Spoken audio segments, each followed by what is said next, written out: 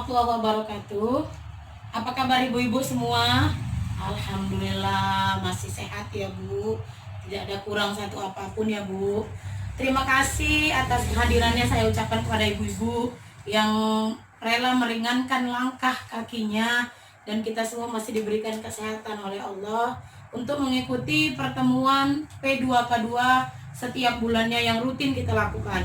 Hari ini kita masuk di modul perlindungan anak ya Bu, di sesi 11, pencegahan kekerasan dan perlakuan salah terhadap anak. Nah, kita masuk di langkah yang ke-6 Bu, cara pencegahan kekerasan di keluarga. Saya punya satu cerita nih Bu, mau didengar ya Bu ya? Ya, saya ceritakan ya Bu. Cerita tentang anak yang tidak mau sekolah. Jadi saya padatkan aja ya Bu ceritanya. Di sini ada seorang anak yang bernama Nina. Dia kelas 1 SD nih Bu. Nah, ibunya bernama Eda. Suatu hari Nina menangis terseduh-seduh di depan rumahnya karena nggak mau sekolah Bu. Nah, di saat Nina menangis itu, seorang ibu ada yang lewat di depan rumahnya berjalan, namanya Bu Ati. Beliau bertanya kepada Ina, menenangkan Ina, jangan nangis nak, cep, kenapa nangis? Udah pakai pakaian sekolah, kenapa nggak pergi sekolah? Nah, gitu ya Bu ya. Lalu tiba-tiba ibunya keluar dari rumah Bu, dengan wajah yang marah. Dengan wajah yang marah, Bu Eda itu tampaknya nggak terima dengan sikap tetangganya, Bu Ati tadi yang sedang menghibur anaknya, sedang menenangkan anaknya Bu Eda tadi yang sedang menangis terseduh-seduh. Bu Eda menganggap perbuatan Bu Ati tadi ikut campur urusan keluarganya Bu. Sebuah kata pedas terlontar dari mulut Bu Eda kepada Bu Ati. Hei Bu Ati, ngapain ngurusin anakku? Itu ya Bu ya, urus aja anakmu sendiri. Nah, seperti itu kira-kira. Lalu Ibu Eda tadi langsung menarik Nina ke dalam rumah. Dan Ibu Ati tetangganya Bu hanya termenung. Dia hanya bisa mengelus dada. Kayak kita lah Bu. Nah, jadi kalau orang marah kita nggak mau membalas amarahnya, kita hanya bisa mengelus dada. Dan bertanya, apa yang harus dilakukan melihat Bu Eda yang sering memarahi, sering memukul anaknya tersebut. Nah, itulah Bu kisah cerita, sepenggal cerita dari saya. Lalu Bu, apa yang bisa Ibu ambil dari kisah itu tersebut? Ada nggak yang sama pengalaman yang pernah terjadi dengan cerita Ibu Ati tadi Bu? Ibu Eda yang anaknya tidak mau sekolah, nangis-nangis. Lalu Ibu Edanya nggak terima waktu Bu Ati menenangkan si Nina Bu. Ada nggak yang ceritanya sama seperti itu? Jika ada, siapkan ya Bu di kertas plano, Ibu tulis, lalu nanti Ibu akan berikan ke saya. Nah, saya berikan waktu sebentar ya Bu untuk menuliskan kisah Ibu yang pernah Ibu alami kira-kira sama persis seperti itu. Ini kan ya Bu ya. Nah benar, banyak ternyata kisah-kisah yang Ibu tuliskan. Nah, jadi di lingkungan kita sendiri juga ternyata banyak kisah-kisah seperti itu yang terjadi. Lalu di sini juga ada Bu kisah tentang si Geni Aska Bu. Dibuka buku pintarnya Bu di halaman 25. Nah, itu bisa kita baca sama-sama ya Bu. Nah, silahkan, ada yang bersedia membacanya? Iya Ibu, silahkan. Oke, terima kasih Bu sudah membacakan kisahnya. Kita kasih tepuk semangat dulu yuk. Yuk kita kasih sama-sama ya Bu. Semangat.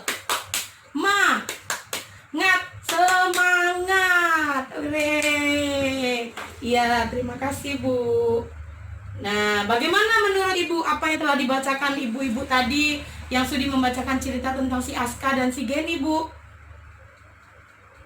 Nah, kesimpulannya adalah Bu, ada di halaman flip chart kita nih. Nah, tengok Bu, cara pencegahan kekerasan di keluarga. Pertama, memahami tumbuh kembang anak.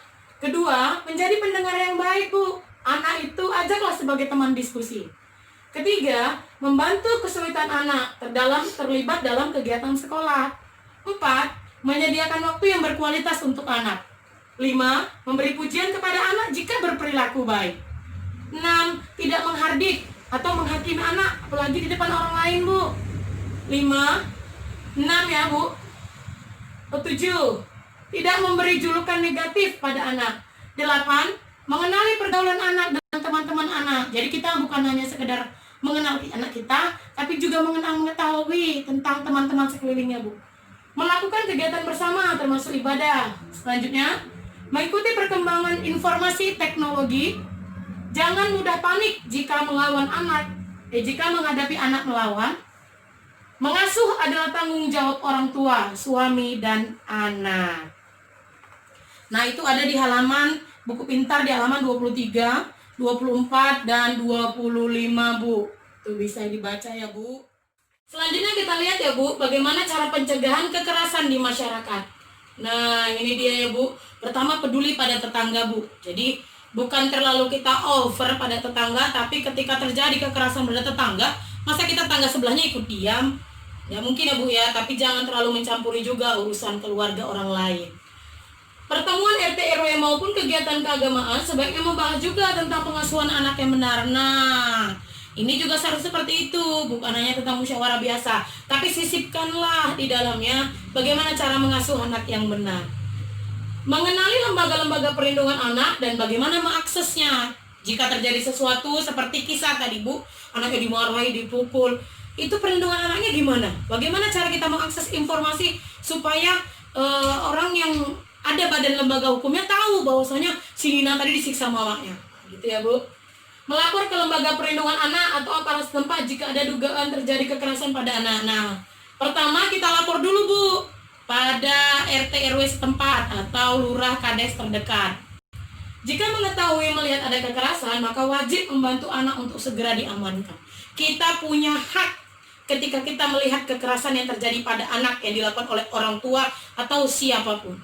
Baik, kita masuk ke langkah yang ke-7, Bu. Pencegahan kekerasan terhadap anak istimewa. Sebelum saya cerita panjang lebarnya, Bu, saya mau jelaskan pengertian anak istimewa itu apa sih, Bu? Nah, ini dia. Anak istimewa adalah anak-anak yang memerlukan perhatian khusus karena mengalami hambatan fisik, baik itu mental, intelektual, dan sosial, tetapi juga mampu mengembangkan kemampuan-kemampuan baru, potensi yang ada pada dirinya. Jadi, Bu, dia hanya terbatas di bidang mental, fisiknya, intelektual maupun sosial. Akan tetapi dia punya potensi. Biasanya anak istimewa itu, Bu, punya suatu kemampuan, punya suatu kreativitas, punya suatu imajinasi yang bisa kita kembangkan. Itu dia. Nah, sekarang kita lihat buku pintar di halaman 27, Bu. Di situ ada potongan cerita film tentang Getun. Yang pertama itu, Bu, kita lihat ya, Getun itu lahir tanpa tangan, Bu. Namun banyak hal yang bisa dilakukan Getun secara mandiri. Di antaranya bisa main piano, Bu, walaupun nggak punya tangan bisa pakai kaki. Bisa menyisir rambut, walaupun nggak punya tangan bisa pakai kaki. Lalu Getun bisa membaca buku. Nah, anak istimewa ini juga sama seperti anak orang lain yang biasa normal, Bu. Jadi nggak ada perlakuan yang diperlakukan secara mereka atau dibiarkan saja, enggak. Hanya saja mereka dilakukan secara istimewa itu karena mereka punya hambatan-hambatan tertentu yang tidak bisa dilakukan oleh anak yang normal. Lalu, Bu, bagaimana menurut Ibu? Apakah ada di tempat Ibu anak-anak yang seperti Getun tadi, Bu? Anak istimewa kalau kita bilang. Ada, Bu? Iya, ternyata ada ya, Bu ya, anak contoh seperti si Getun tadi, anak yang istimewa. Nah, baik, sekarang kita lihat 10 pengelompokan anak istimewa. Yang pertama itu tunanetra, Bu. Tahu ya tunanetra ya, Bu? Oke, 2 tunarungu, Bu. Tunawicara, tunagrahita, tunadaksa, tunalaras. Anak kesulitan belajar, lambat belajar, mengalami spektrum autisma, memiliki gangguan motorik, menjadi korban penyalahgunaan narkoba dan obat-obat terlarang lainnya, memiliki kelainan lainnya, dan tunaganda. Inilah, Bu, beberapa pengelompokan anak-anak istimewa berdasarkan pasal 3 ayat 2 Permendiknas nomor 70 tahun 2009. Anak yang istimewa ini, Bu, rentan mendapat kekerasan karena kan mereka terbatas ketika melakukan apapun, Bu. Jadi sehingga mereka perlu, sangat-sangat perlu untuk mendapatkan perlindungan. Contohnya Bu,